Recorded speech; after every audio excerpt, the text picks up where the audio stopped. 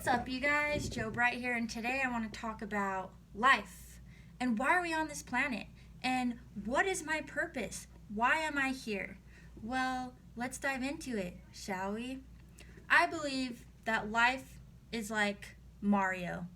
Mario starts off as a little dude, and he is on level 1.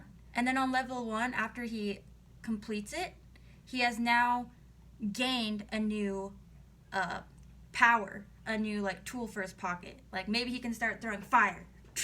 And then he goes to level 2 because he now has the strength and the wisdom by accomplishing level 1 to get to level 2. So then he goes through the battles of level 2 and then he gains a new superpower. Now he's like little amped up mushroom man.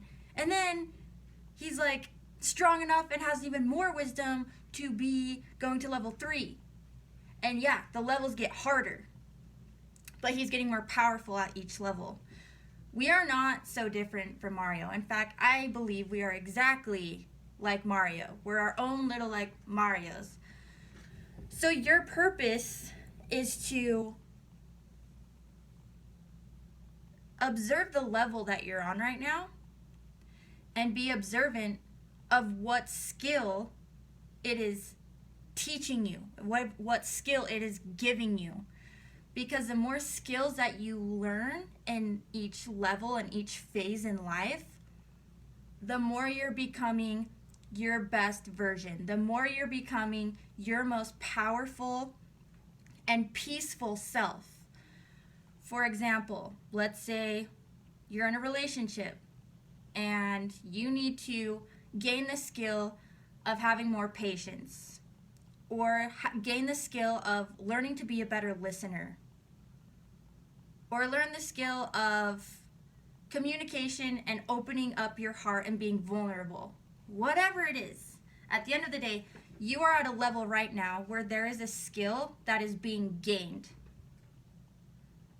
But you have to be aware of what is being gained. You have to be aware of the level and what challenges it's throwing at you. What challenges are you going through right now? What are they? Get a piece of paper and write them down. What are the challenges? Then under that, under the challenges, write down what skills am I learning to rise above these challenges, to complete these challenges. Mark off the challenges. And then after you're aware of what you need to do, you're then being mindful of doing that. I always say awareness is half the battle. Once you're aware of the circumstance, the challenge, and what needs to happen, you can then start to be mindful of actually doing that with action. Or sometimes it's non-action. Sometimes it's sitting back and playing more and relaxing more. Maybe that's the challenge. Maybe you need to learn to relax more and trust God more and trust that everything's happening perfectly instead of trying to force things. Maybe that's your challenge. So your purpose is to just be aware. The more aware you are, the more you can't victimize yourself. Because if you're always playing the victim of poor me, that's a low vibration. That's like you being stagnant in life. But if you can be aware of where the frictions are in your life and how to find flow within those frictions, that's when you become a being of power, a being of awareness, a being of more enlightenment.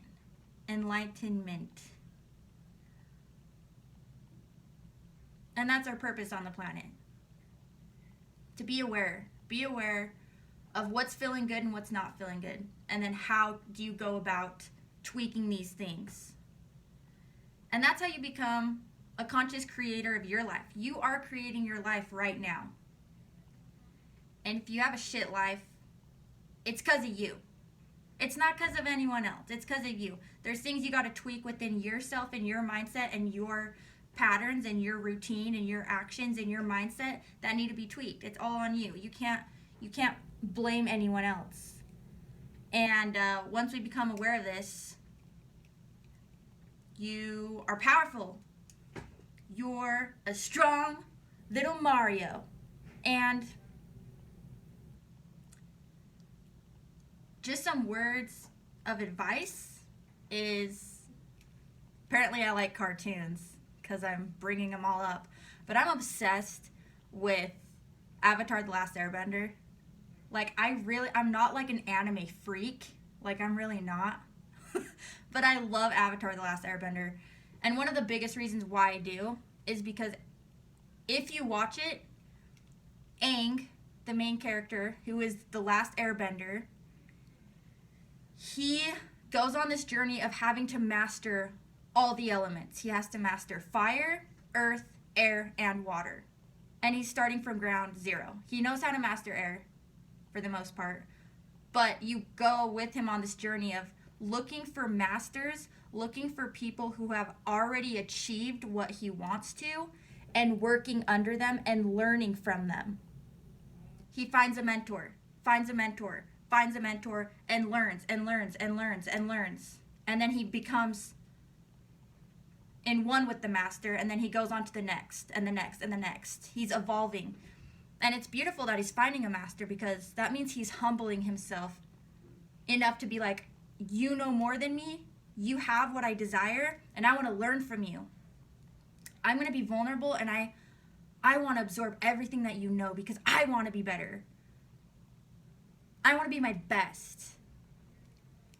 And so find a mentor. If there's someone that has something that you desire, put on your big girl boots, big boy boots, and go out and find that dude, woman, person, being, master, and say, hey, I want to be a student of yours. And for the most part, people want to teach when they feel they have something to give. People want to give. We want to give. We feel good giving. If you feel like shit, go give. Go give something without expecting anything in return. It makes you feel good. It opens up your heart frequency. It opens up your heart. And Christ was the leading example of what it means to open up your heart, and we're all supposed to do the same. So whether it's someone on Instagram, whether it's your neighbor, whether it's your sister, or whoever the hell it is, be open to it, find the mentor, and achieve your best state possible. So I hope this little rant was useful. I hope it made sense. I hope it inspires you to be your best version.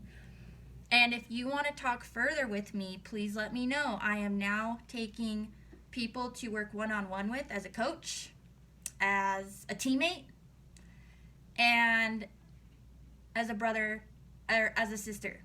So I love you, and I will talk with you soon. Done.